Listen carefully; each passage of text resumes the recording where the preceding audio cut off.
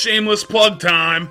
For a different side of the Crooked Cleric, check out my TikTok. My newest lyrical spiciness, the Wizard, is blowing up right now. Link in the description.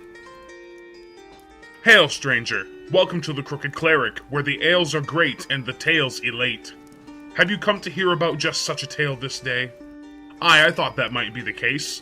I have one prepared, so grab a brew and have a seat. Today, I shall tell you of an exercise in broken homebrew. This is another story from the first D&D 5e campaign I ran, albeit much later on in the game's lifespan. I think many DMs have made the mistake of allowing a piece of homebrew content they perhaps shouldn't have, but this experience really felt like it took things to the next level. All names are pseudonyms as usual.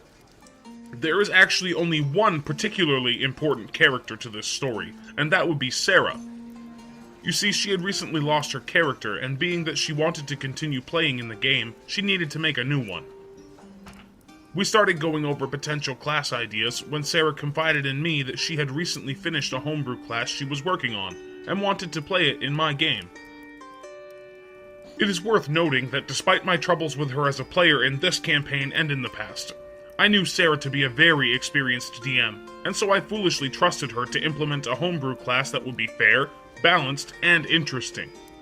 Interesting ended up being the only mark she hit. She showed up to the next session to debut her Frankenstein's monster of a class, showing off what she dubbed as the Swiftfoot. The class was a bizarre amalgamation of monk and rogue, getting most of the best features from each, and a large emphasis on gaining a bonus class resource for expending all of your movement in any given turn.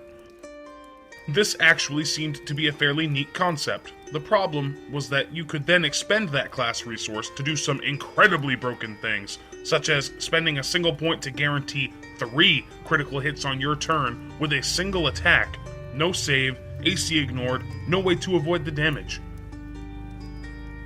I wasn't particularly pleased with Sara for bringing this abomination to my table, nor with how smug she seemed to be about making a ridiculously powerful class to undoubtedly trash my game for the second time.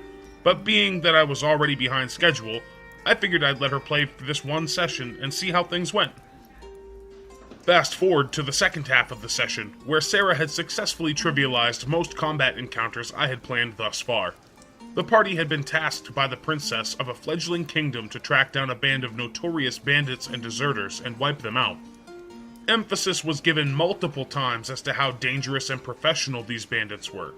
Sara, of course, didn't care, and decided she would sneak off to deal with the camp all by herself after the party located it. I begrudgingly agreed, certain that even the Swiftfoot couldn't survive this encounter alone. I was right. The problem was that Sara's class absolutely hinged on expending all of her movement. No movement, no class resource, no bullshit.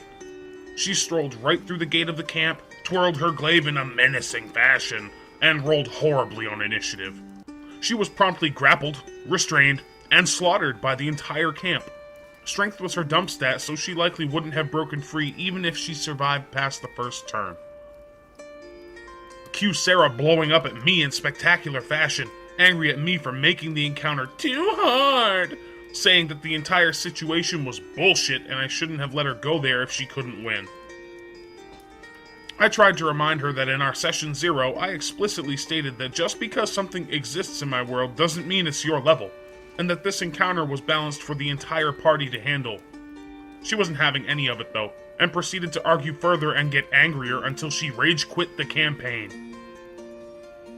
In hindsight, I definitely shouldn't have let her run that class when I just knew there was going to be issues.